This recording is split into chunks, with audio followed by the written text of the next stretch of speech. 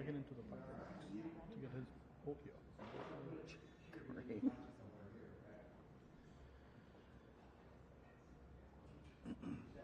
Anything surprise you anymore?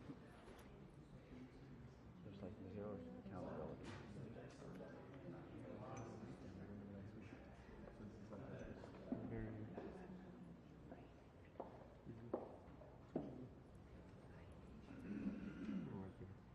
Recording on my phone. Cool, better.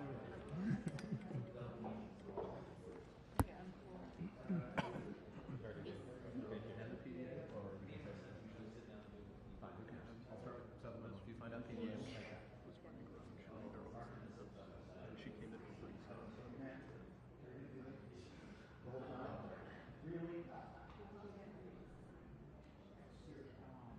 So I ended up just leveling on the fireplace. I mean, what'd you get? I mean, leveling the level. Oh, okay. As opposed to doing the bubble. Yeah. And you need more sunscreen.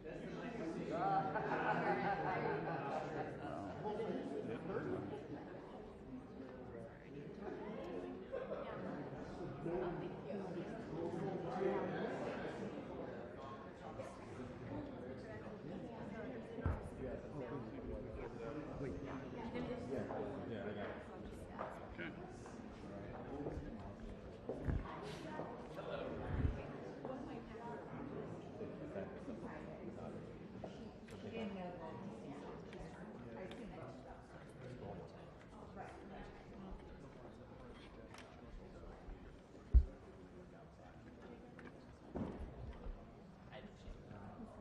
I know, Hilton asked me this morning.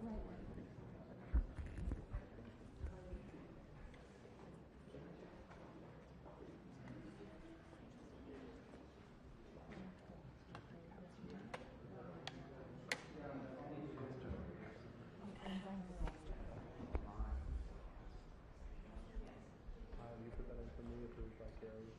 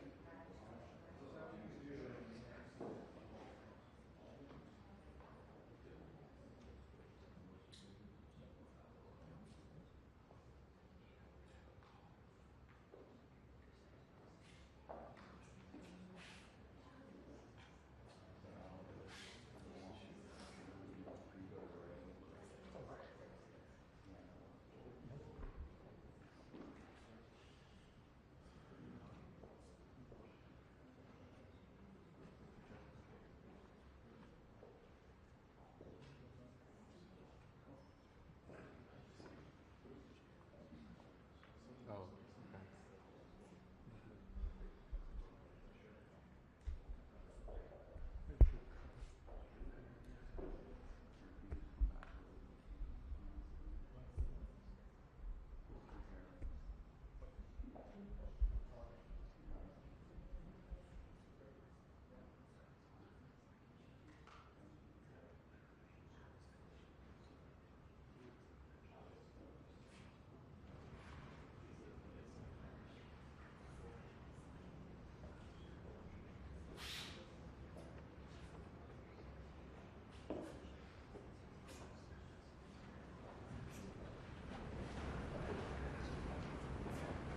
Good morning. morning, sir. It's a good day for America, it's a good day for Europe, and it's a good day for world peace, for real. This is consequential. I just signed into law the national security package that was passed by the House of Representatives this weekend and by the Senate yesterday. It's going to make America safer, it's going to make the world safer, and it continues America's leadership in the world, and everyone knows it. It gives vital support to America's partners, and so they can defend themselves against threats to their sovereignty. and to the lives and freedom of their citizens. And it's an investment in our own security. Because when our allies are stronger, and I want to make this point again and again, when our allies are stronger, we are stronger.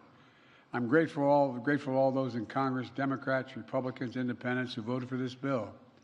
It's a path to my desk. It was a difficult path.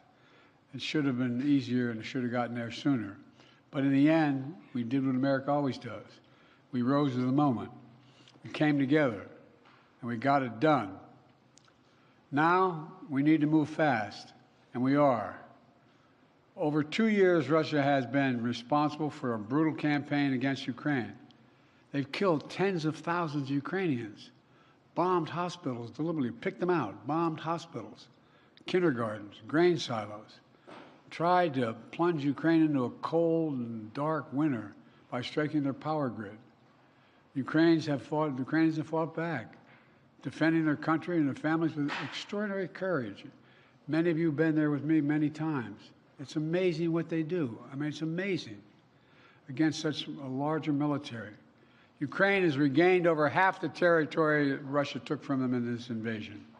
And they won important victories against Russia's Navy. But make no mistake about it, they're a fighting force with the will and the skill to win. The will and the skill to win. For months, while MAGA Republicans are blocking aid, Ukraine has been running out of artillery shells and ammunition. Meanwhile, Putin's friends keeping them well supplied. Iran sent him drones. North Korea has sent him ballistic missiles and artillery shells.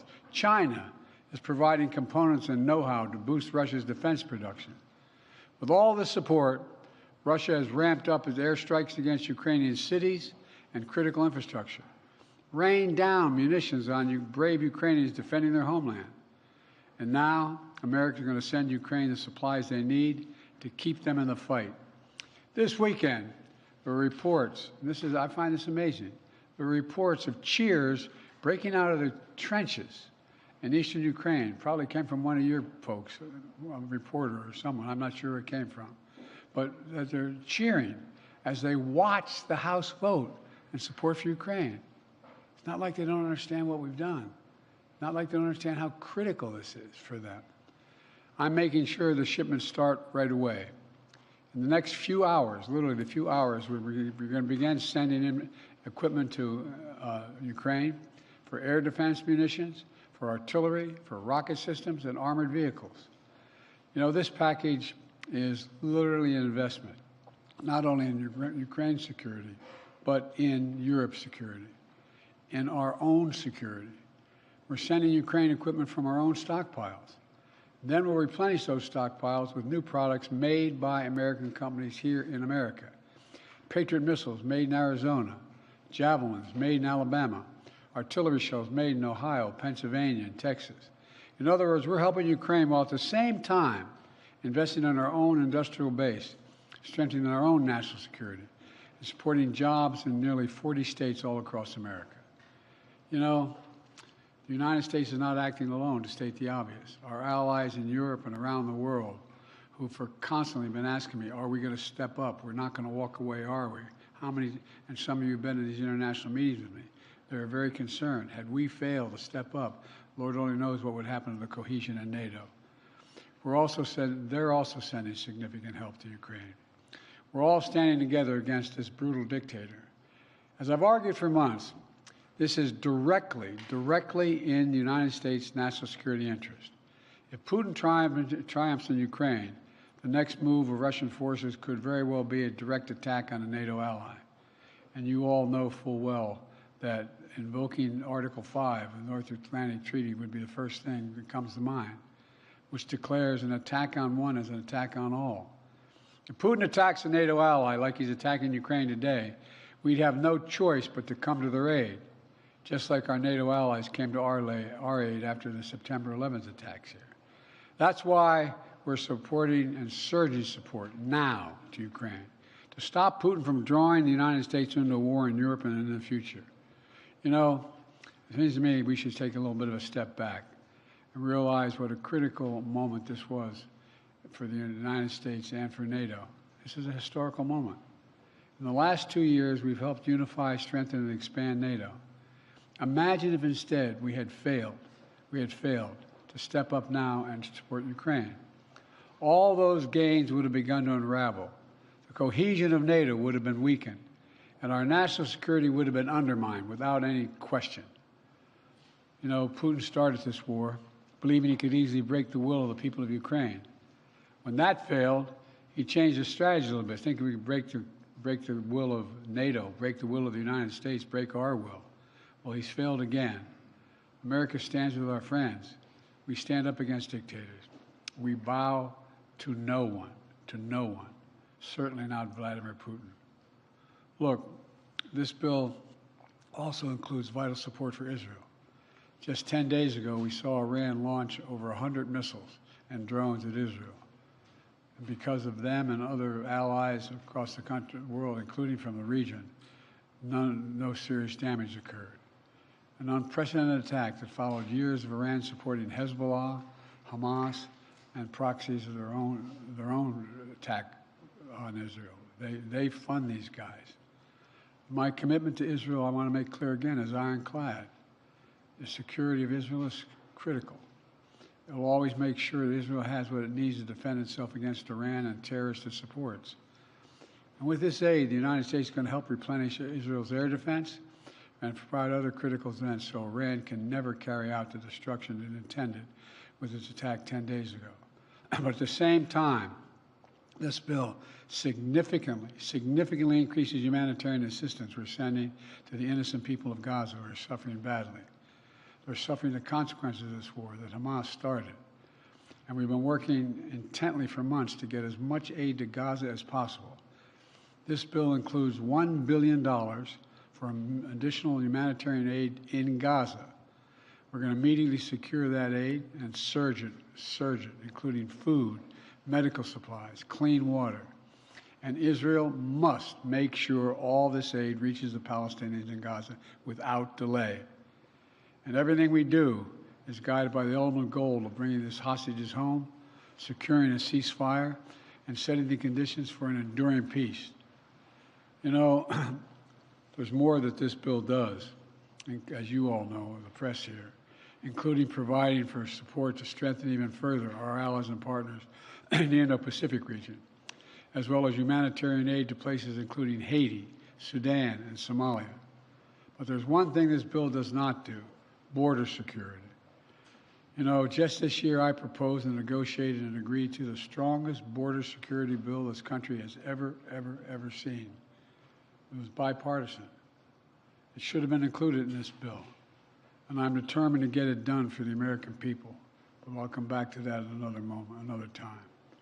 This is a reminder of what America can do when we come together, despite our differences. I want to thank everyone in Congress who made it possible, especially the bipartisan leadership. Speaker of the House Mike Johnson, Leader Jeffries, Leaders Schumer and McConnell. They don't always agree, but when it matters most, they stepped up and did the right thing. And I mean this sincerely. History will remember this time. History will remember this moment. For all the talk about how dysfunctional things are in Washington, when you look over the past 3 years, we see that time and again on the critical issues, we've actually come together. It hadn't always been easy. But when it's come time to decide to rebuild America, we did it with the bipartisan infrastructure law, which is just underway. When it came time to invest in our semiconductor industry and technologies of the future, we did it with the CHIPS and Science Act. And when it came time to stand with Ukraine and Israel and help the people of Gaza, we did that as well. At the end of the day, most of us, whether we're Democrats, Republicans, or Independents, believe that America must stand up for what is right. We don't walk away from our allies. We stand with them. We don't let tyrants win. We oppose them.